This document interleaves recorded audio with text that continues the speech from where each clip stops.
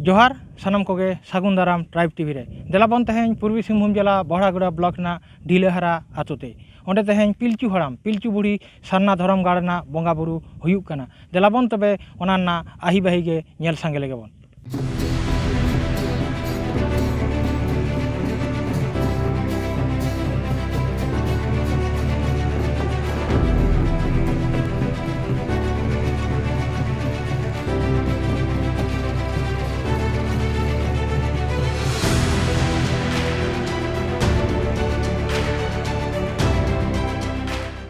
तेहें दो ना कुटुसोल ढिलाहारा आतु रे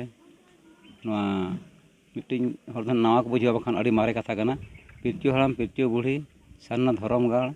नोड़े बेरेना दिन कालम खन और नॉय बार सेमा बंगा बुरु हुई अदो ओना बंगा बुरु बखरा गे तेहें हो नॉय बन सपड़ाव लेते दिन बंगा बुरु कमी को बन सद गोड़ का बन चेक दिशा कते नोआ सारना धरम गाड़ नोआ दो ना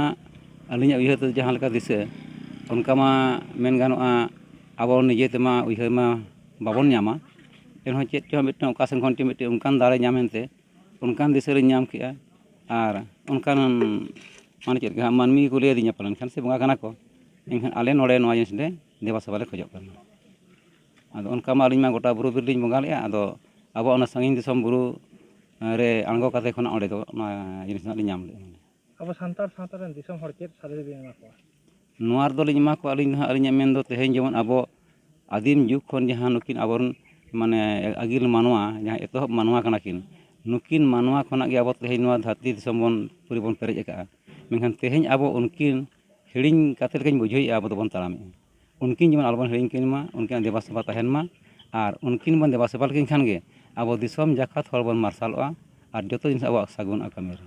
उनकिन हर डहार के पहिल बो ताराम का नित हो देलांग बन ओना हर डहार आलबन हिड़िñ मा अब अब भितर रेगे आकिना मायांग रेगे नुना पावर मेना नुना दाड़े मेना जहां दाड़े खन अब तो नुकु जुदी बन सेवा देबा कुआ तेहें धरती टिकाव कान गया तेहें जियड़ गे मेना मानमी जियड़ गे मेना ओना को तो झोतो नुकुआ आशीर्वाद तेगे नुकुआ थुम आर दया दुलर तेगे मेना इन अरदासिन दोहया दिसम होर ठेन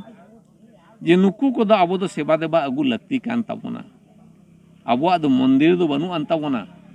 आबुआ दो मस्जिद दो बनू आन ताबोना आबुना दो जाहेर गाड़ मेना ताबोना बोंगा थान मेना ताबोना जहां जाहेर गाड़ और बोंगा थान रे मारांग बुरु सावते पिलचू हड़ाम पिलचू बुढ़ी और आबोरेन पुरदुल बन बोंगा अगुआ को आबो दो ओनागे प्राकृतिक पूजारे ओनाते को मेता बोना को जेदा प्राकृतिक सावते मिट्टन मानमिया मिट्टन अड़ी मारांग सगई जीवन रेना मिट्टन जोपड़ा मेना ओना खातिर ते अब दो प्राकृतिक पूजारी कना बन प्रकृति बांखान मानमी बाबन बांचाव दाड़ेया बाबन तहे दाड़ेया एटा जाति को चेक कना बइन ले दाड़ेया किंतु अब आदिवासी खेरवाल दो अब दो बीर बुरु दारे नाड़ी सकाम बांखान दो अब दो बाबन तहे दाड़ेया बन अब दो फैक्ट्री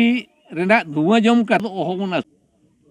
नेल सावते आजम साई केदाबो तेहें पिलचू हड़ाम पिलचू बुढ़ी सारना धरम गाड़ बंगा बुरु होई सेतेना और नवा बंगा बुरु दो गुरु बाबा ठाकुर दास हेम्ब्रमा दू देलाते से आयुर सुतुते होई लेना और नवा बंगा बुरु रे आयमा लेकान चेला को सावते सावता सुसरी को शहर सेटर काते नवा बंगा बुरु दो साखी सभा लेदा को और नवा रना मेन उद्देश्य गे